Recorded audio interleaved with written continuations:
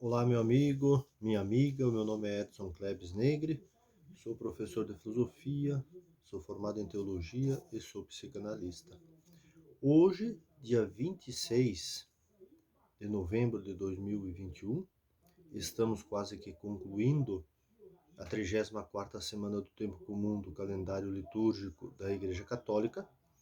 As leituras nos ajudam, então, neste dia a interiorizar o findar de um período, o findar de uma época, para iniciar um novo tempo. E é importante nós percebermos que na trajetória ou itinerário litúrgico da Igreja Católica, ou o calendário que nos orienta durante todo o ano, para nós assim pensarmos, refletirmos, meditarmos e buscarmos então nesses textos luzes para a nossa vida prática do dia a dia, é muito interessante nós percebermos como que se fecha o tempo já abrindo outro. Nós estamos concluindo o calendário litúrgico, mas a partir de sábado, dia 27, a partir das 18 horas, a liturgia da igreja já começa a ser celebrada e interiorizada a partir de um novo tempo e o início do calendário litúrgico, que é o tempo do advento, tempo de espera, tempo de preparação para a grande celebração, a grande solenidade do nascimento de Jesus. É a festa ou é a celebração da encarnação divina no mundo humano ou na carne humana. E é importante nós percebermos que no dia de hoje, o Daniel, a partir do autor do texto do livro de Daniel, vai nos ajudando a perceber como que os reinos terrenos, todos eles são passageiros. Todos eles são, podemos dizer assim, algo que irão dissolver, ou seja, que irão terminar. Ou termina de forma natural, ou termina muitas vezes de forma muitas vezes violenta, agressiva. Porque nós sabemos que os impérios, os grandes impérios, que foi o Egito, o Império do Egito, da Babilônia, Persa, Medos, assírios, os gregos, os romanos, todos eles terminaram de forma muito catastróficas, brutais, com guerras, violências. E o autor do texto está no meio, tanto o texto de Daniel quanto o texto de Lucas. O autor do Evangelho também coloca a realidade. Mas é importante nós percebermos que dentro dessa realidade a ação divina acontece. E nós, como cristãos e cristãs, sempre temos em mente e também no coração que o Jesus de Nazaré caminha conosco. O Jesus de Nazaré se faz presente no nosso meio. Aí nós também temos que sentir, temos que descobrir e sentir como que ele vai fazendo parte da nossa vida. Nós vamos ler o Evangelho do dia de hoje, e aí depois eu farei uma pequena reflexão do texto de Daniel, também do Salmo, e vamos fazer a conclusão com a reflexão do Evangelho do evangelista Lucas. O evangelho de hoje, então, como já disse, é o capítulo 21, versículos 29 até o 23, tirado do evangelho de Lucas. E Jesus contou uma parábola. Olhem a figueira e todas as árvores. Vendo que elas estão dando brotos, vocês logo sabem que o verão está perto.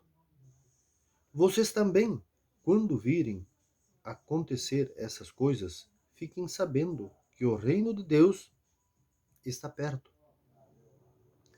Eu garanto a vocês, tudo isso vai acontecer antes que passe esta geração.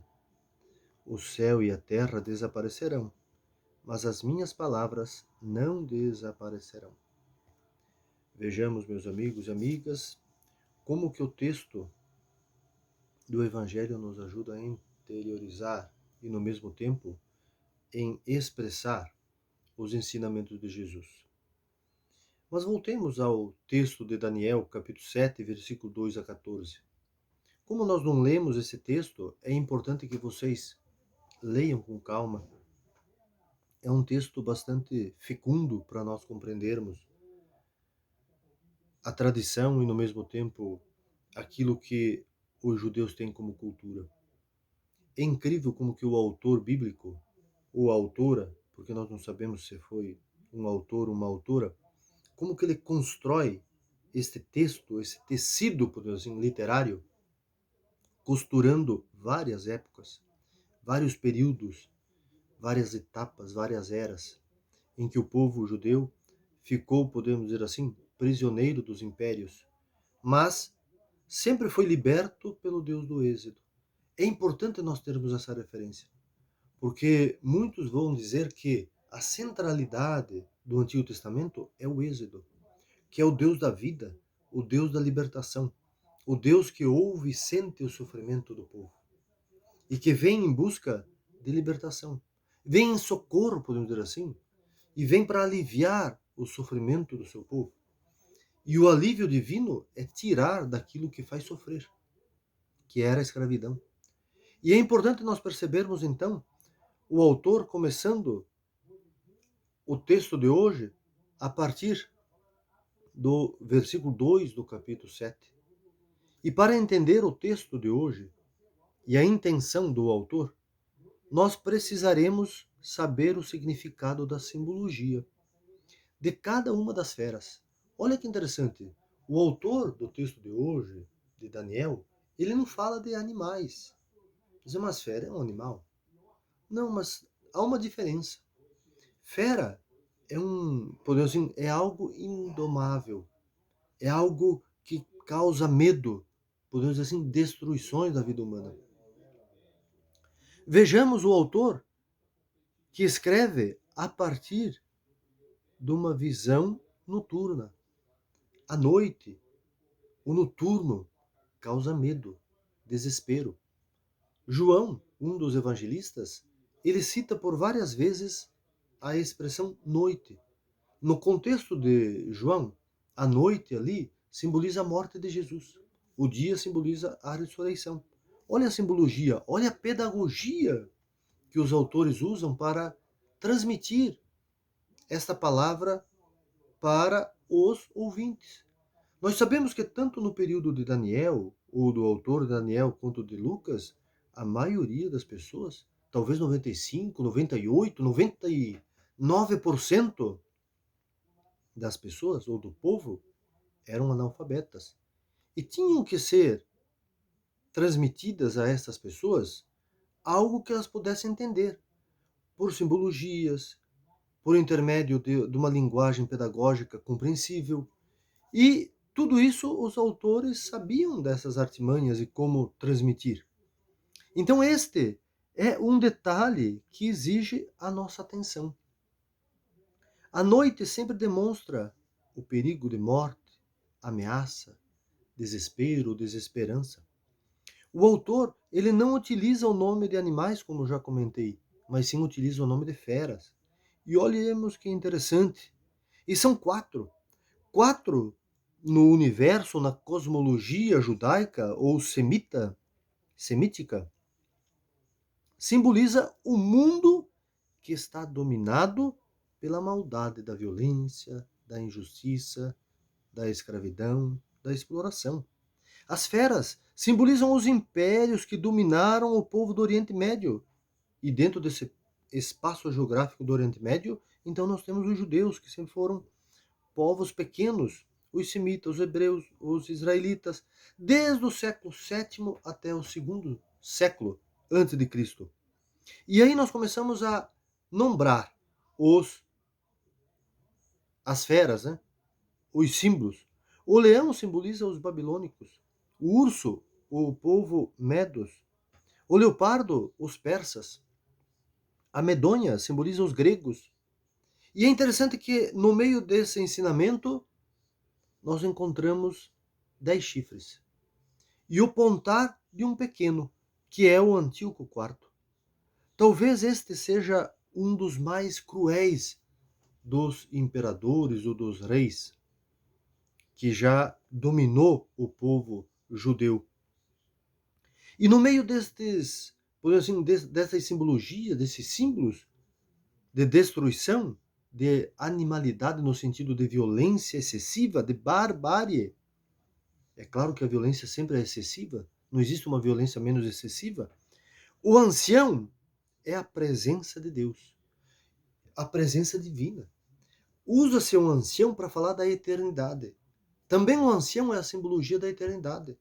O ancião de muitos anos, como vai dizer o livro do Apocalipse, já no Novo Testamento, e o Filho do Homem para dizer ou para falar também da encarnação que viria, ou seja, a vinda do Messias, do Salvador, do Libertador, Salvador como Libertador.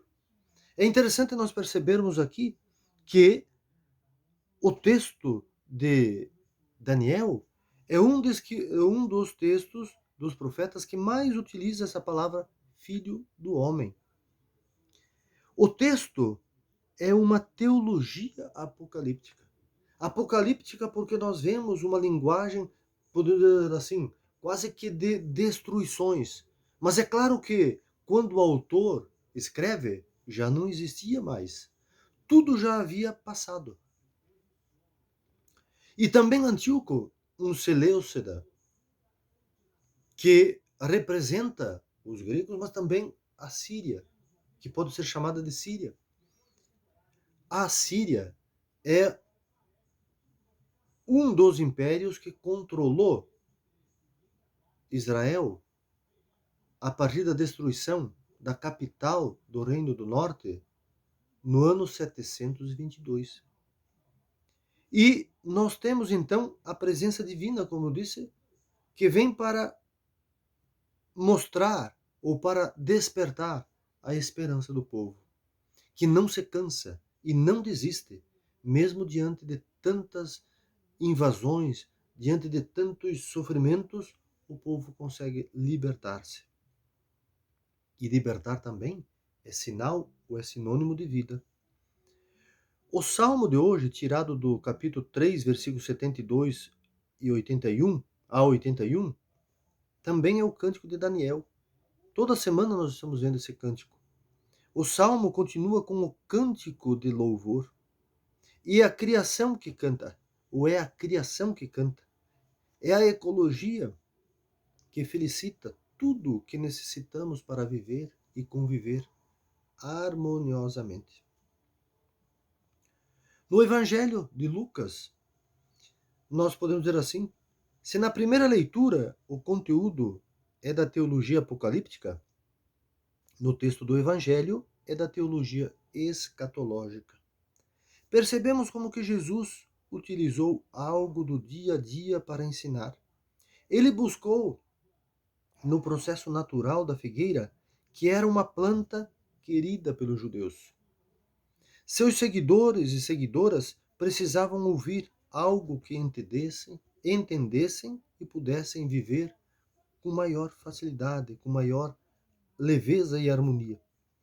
Ele compreendeu o reino de Deus, Lucas, compreendeu o reino de Deus como uma figueira. Assim como Jesus havia entendido. Ninguém consegue fazer os brotos crescerem. Olha que interessante. Nenhum ser humano, nenhuma ciência consegue. Porque o crescimento da planta, ela é de forma natural, independente da própria planta. Ele é mais forte, o reino de Deus, que a intervenção humana dos imperadores. Os acontecimentos estão próximos, vai dizer o texto. E aqui é uma linguagem muito bonita, muito profunda para nós cristãos e cristãs. A figueira somente brota no verão. Então, Jesus diz que o sinal está próximo. Quem fala é a comunidade de Lucas, usando a linguagem de Jesus. Jesus é a proximidade do reino de Deus. Vejamos, o reino de Deus. Na primeira leitura, o reino dos imperadores sanguinários. O reino de Jesus também é o reino de Deus. É um reino que não vem com violência, com injustiças, com mortes, com desigualdades sociais também, mas vem com um projeto para ajudar as pessoas a descobrirem também o seu papel na sociedade, no mundo. Na teologia de hoje, ou no texto de hoje, e isso também dentro da teologia cristã, a proximidade não quer dizer que ainda falta um tempo para chegar. Mas a proximidade quer dizer que já chegou. O reino de Deus está próximo. Não está próximo, já chegou. É interessante que quando nós percebermos ou ouvirmos nos textos do Evangelho, o próprio João, quando vai falar, o João Batista, que Jesus, ou o Messias, está próximo, é porque já está presente. Jesus já está presente e já está atuante no nosso mundo, na nossa sociedade. E é interessante que Lucas utiliza, então, esta fala de Jesus quando diz assim: o céu e a terra desaparecerão, para dizer que um novo tempo irá começar ou está começando. Não quer dizer que há um apocalipse no sentido de destruição, mas é um apocalipse no sentido originário da palavra. A palavra no grego, apocalipse, quer dizer revelação ou manifestação divina. E que a palavra permanece. A palavra é a presença e atuação divina ou de Deus. Desde o Antigo Testamento, a palavra sempre foi palavra, ação, ação e palavra. Por isso que Jesus é a palavra, ou seja, é o verbo encarnado, que se torna gente, que ganha vida, que ganha corpo, que existe no nosso meio. E a palavra permanece, porque Jesus permanece no meio do seu povo. E para concluir, é importante nós entendermos, percebermos e sentirmos que aqui, quando Lucas diz que a palavra permanece, Jesus permanece porque ele está ressuscitado. Ele ressuscita no meio das estruturas de morte. Olha que interessante. E esta linguagem dos primeiros cristãos, ou este sentido que eles davam a esta palavra viva, é para dizer que Jesus, ele se sobrepõe às estruturas violentas. A vida, a partir da ressurreição, faz com que as estruturas, os sistemas, por incrível que pareça, desapareçam. Porque todo sistema humano é perene, ou seja, ou melhor, ele é frágil, ele é algo que se dissolve, é algo que não permanece para sempre. É algo que está sempre suscetível a desaparecer. A perenidade, ou seja, a perpetuação é a palavra viva, porque Jesus ressuscita a partir do nosso dia a dia. E é interessante nós percebermos como que esse Jesus, que se fez presente junto com os cristãos primeiros, se faz presente hoje, junto conosco, no nosso meio. Que Jesus de Nazaré nos ajude a entendermos como que nós também, sendo seus seguidores e seguidoras, temos que nos preparar para esse momento tão especial para a liturgia e para a nossa vida, que é o findar do tempo comum para iniciarmos o tempo do advento. Essa espera que não é uma espera já experimentada, é uma espera já vivendo a divindade em cada um, em cada uma. Onde houver dúvidas, que eu leve à fé. Onde houver erros, que eu leve à verdade. Onde houver guerras, que eu leve à paz. Onde houver desespero, que eu leve à esperança. Onde houver tristeza, que eu leve à alegria. Onde houver ódio, que eu leve ao amor. Que o Deus da vida, o Deus de Jesus de Nazaré, o Deus da irmã Dulce dos pobres, nos encha de alegria por estarmos vivendo e compartilhando o Deus da vida. Um abraço a todos e a todas.